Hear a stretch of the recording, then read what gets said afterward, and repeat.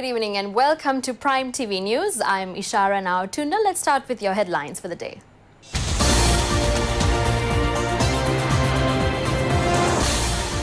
The President says auditing is the backbone of elimination of corruption and fraud. The report on cocaine-addicted politicians presented. Free visa for tourists from selected countries. Fisherman met with an accident in the sea, hospitalized. Pakistan vows to respond to Indian airstrikes.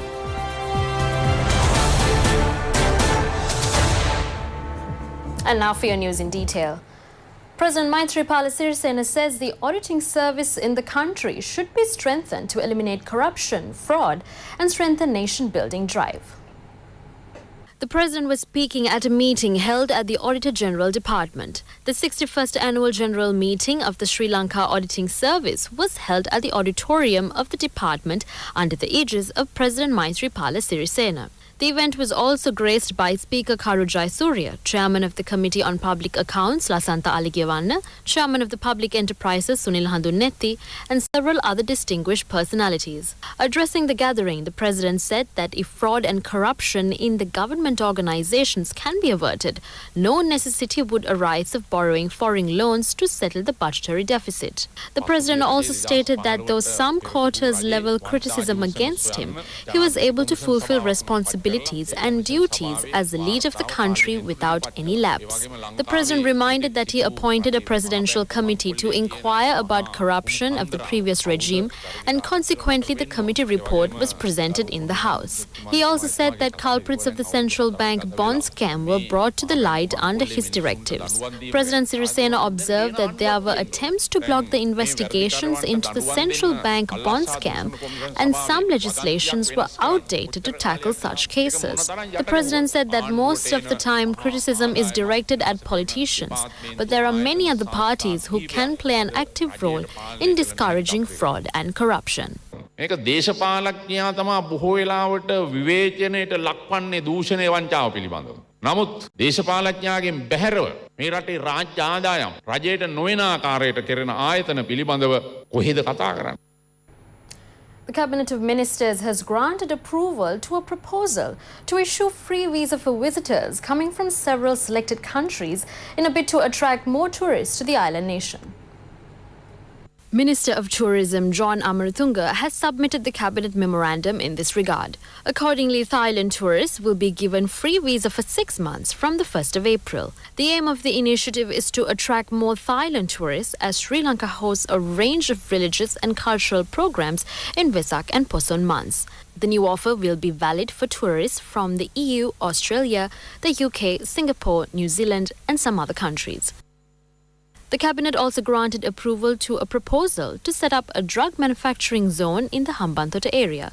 The aim of the initiative is to slash foreign currency outflowing to other countries to import drugs. The Cabinet memorandum was submitted by Minister Rajit Senaratne.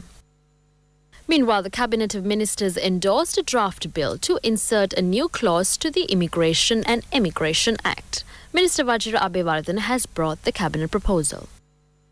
The Sub-Ministerial Committee recommendation to entrust power to linear ministries to disclose information on cabinet decisions under the Right to Information Act was also given approval. The second reading of the budget proposal for the 2019 fiscal year is set to be held at the Parliament on the 5th of March. Accordingly, the debate of the second reading of Budget 2019 will be held from the 6th to the 12th of March. Reportedly, the committee stage debate will be held from 13th March to the 5th of April. The vote on the budget will be held on the 5th of April afternoon, stated the Government Information Department. All arrangements are being finalized to commission 200 projects conducted under the Nearest School is the Best School program. The national ceremony of commissioning the new projects will be held under the patronage of Prime Minister Ranil Wickremesinghe in the Kurunegala district. The Premier is slated to declare open newly built 3-story building of the St. Joseph's College and fully fledged auditorium of the Saranatha College and new administrative building of the Teachers Training Centre in Kuliapitiya. 65,000 million rupees has been estimated to carry out all projects come under the Nearest School is the Best School program. 3,938 million rupees has been spent on projects under the first phase so far. More than 18,000 new projects have been implemented in 9,063 schools island-wide. A fisheries trawler ventured into sea from Deundara has met with an accident. Measures have been taken to rescue the fishermen who were on board. The trawler left the Deundara Fisheries Harbour on the 23rd of this month with 6 fishermen. The trawler had collided with a ship off the Pothuil city on the 25th. The trawler sustained severe damage and 2 fishermen were also injured. The victims were taken back to the land using another trawler at wee hours today. The affected fishermen were rushed to the Mathura General Hospital from the Fisheries Harbour using a Suasaria ambulance. The escaping ship had been intercepted by the Navy and taken into custody. The damage caused to the trawler exceeds 5 million rupees.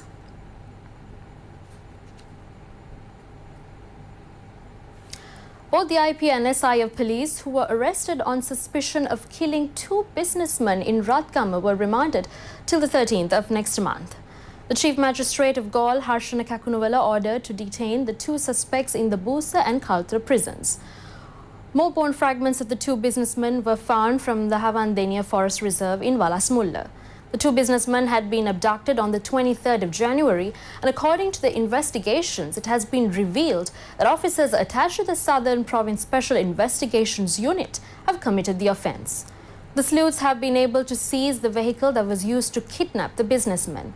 The suspected IP and SI were produced before the court, and the CID informed that identification parade should be conducted for them.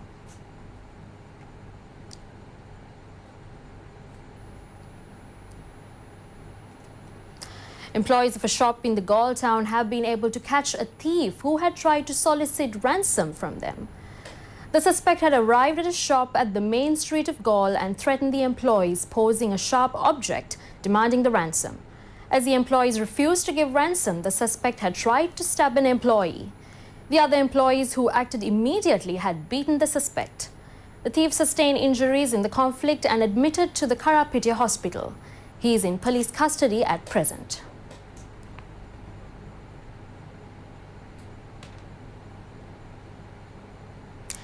The America PSS Centre in Mathura was declared open under the patronage of Minister Mangala Samaravira.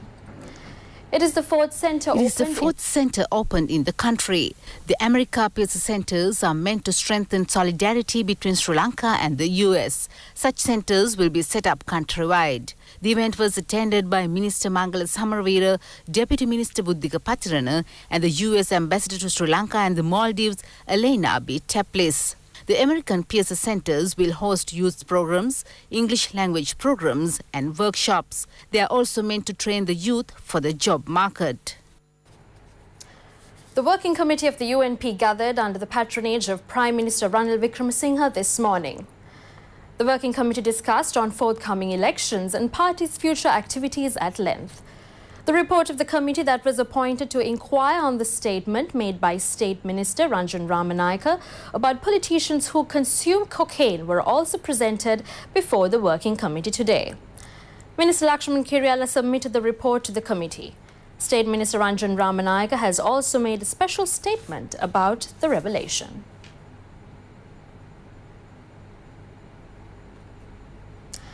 The Court of Appeal today decided to declare the ruling on the writ petition filed against resettlements and deforestation in the Vilpattu Forest Reserve on the 6th of August.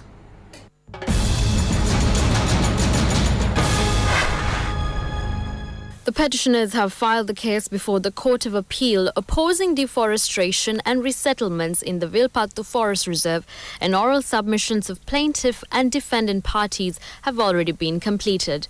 Accordingly, the verdict will be handed down on the 6th of August. The petition has been filed by the Centre for Environmental Justice.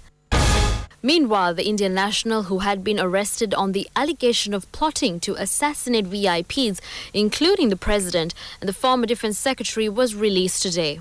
The Indian national was ordered to be released by Fort Magistrate Jayant Dias. The suspect was litigated again for not having due visa documents to stay in Sri Lanka. Accordingly, the Indian national was remanded till 13th of next month. The other suspect of the VIP assassination plot, former DIG Nalaka De Silva, was also remanded till the 6th of next month.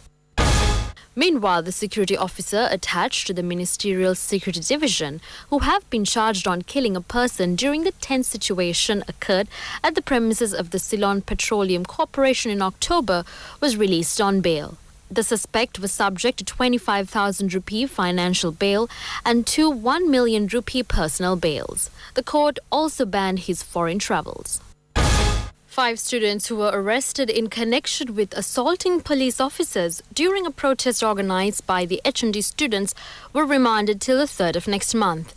The order was issued by Acting Magistrate of Fort Jayantha Kara. The Fort Police informed the court that the students acted violently after a discussion at the President's office. The police also informed the court that 12 more students have been identified in this regard.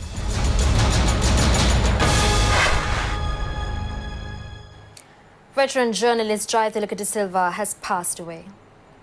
Jayatillaka De Silva had been rendering service as the chief editor of the Sunday Observer and the Daily News. He translated magnum opus of Marx Das Kapital into Sinhala. Jayatillaka was 80 years of age at his demise. His remains are kept at his private residence at the 2nd Lane, Koswatha Road, Navala for public respect. Final rituals will be conducted at Navala tomorrow. Meanwhile, veteran trade union activist Hemasiri Jayalath has passed away. Hemasiri Jayalath was at the 70 years of age at his death.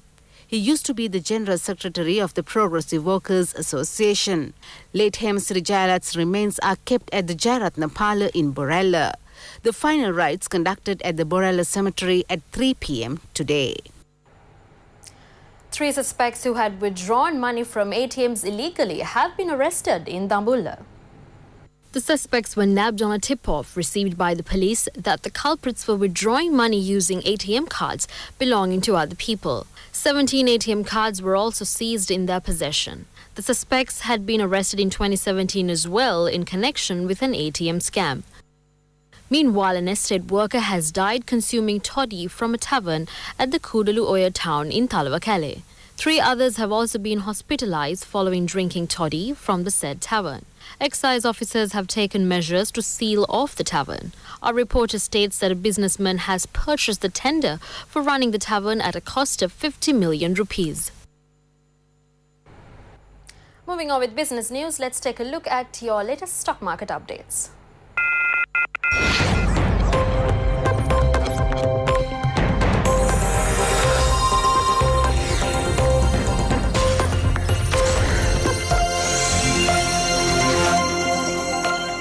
Sri Lanka's registration of vehicles in January 2019 in most categories had a rebound by witnessing a sharp decline in December 2018. Accordingly, motor car registrations alone had increased by 17.9%, recording 3,147 units in January 2019 against 2,669 units in December 2018. However, total units for the last 12 months had decreased from 5,318 units. Meanwhile, brand new car registrations recorded 429 units in January, up from 352 units in December, whilst the number has declined from 837 units 12 months ago. Small cars under 1000 cc accounted for 78.1% of the total, according to statistics. Premium cars recorded 113 units in January, slightly up from 97 units the previous month, but significantly declined from 206 units 12 months ago.